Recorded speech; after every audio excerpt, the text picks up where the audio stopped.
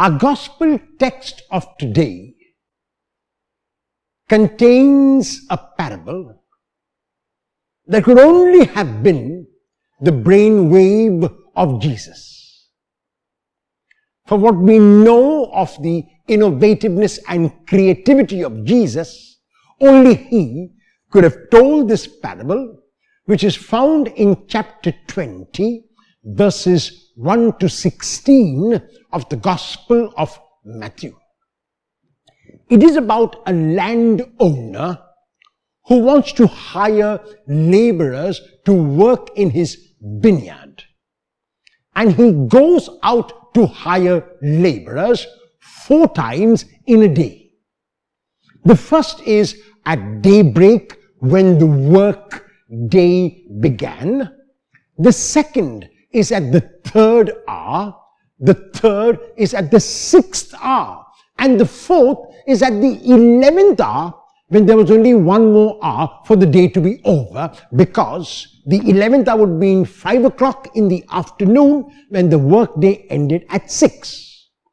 So therefore, this landowner hires people and laborers at 4 different times: daybreak, the 3rd hour, the 6th hour, and the 11th hour. That means there are groups, which are 4 groups, some of whom have worked the whole day, beginning from the morning till the end of the day.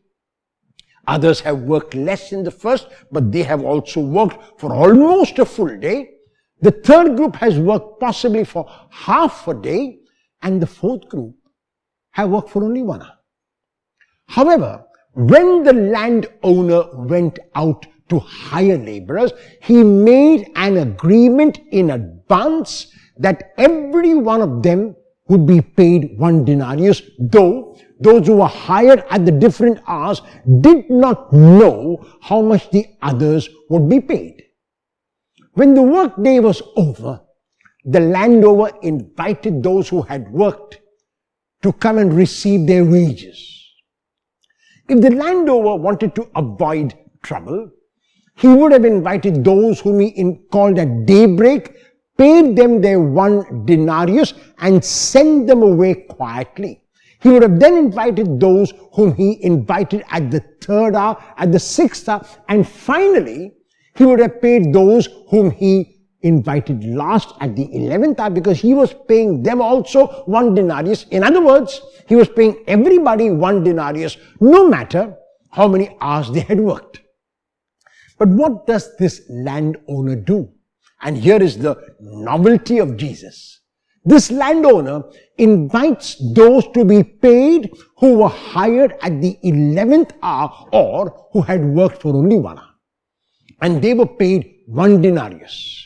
Now, when the others saw that these worked only 1 hour and are paid 1 denarius, it is then and only then that they begin to imagine that they will be paid more, even though very clearly the landowner had agreed separately with each group the payment in advance. So when the group which is hired at the 6th hour comes, they receive 1 denarius. The group which is hired at the 3rd hour comes, they receive 1 denarius. And the last group is those who are hired at daybreak, also receive 1 denarius each. This is when the complaints begin. The complaints begin not because they were ill-treated. The complaints begin not because they were maltreated. The complaints begin not because an injustice was done to them, but the complaints begin because their eyes were not on what they were meant to get.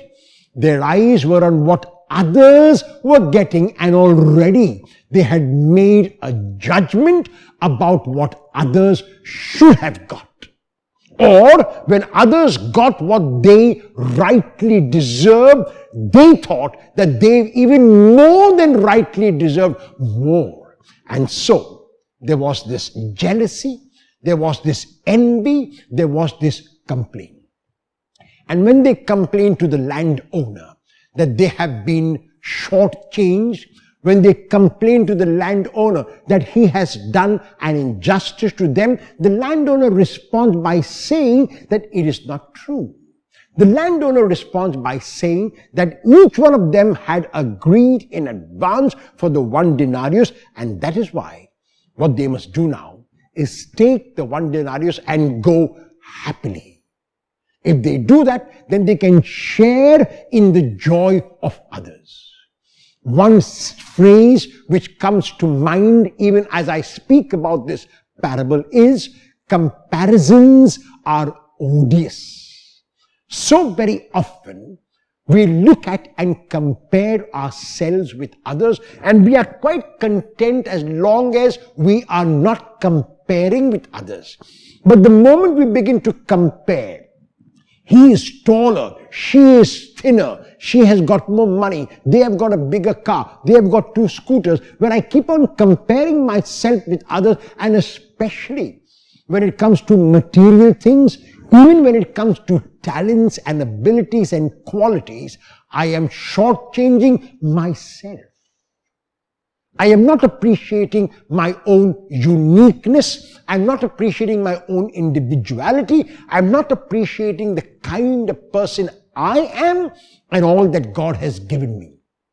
And so this parable is inviting us to look not at comparing with others, but to look at and be grateful for all that we have received by the Lord.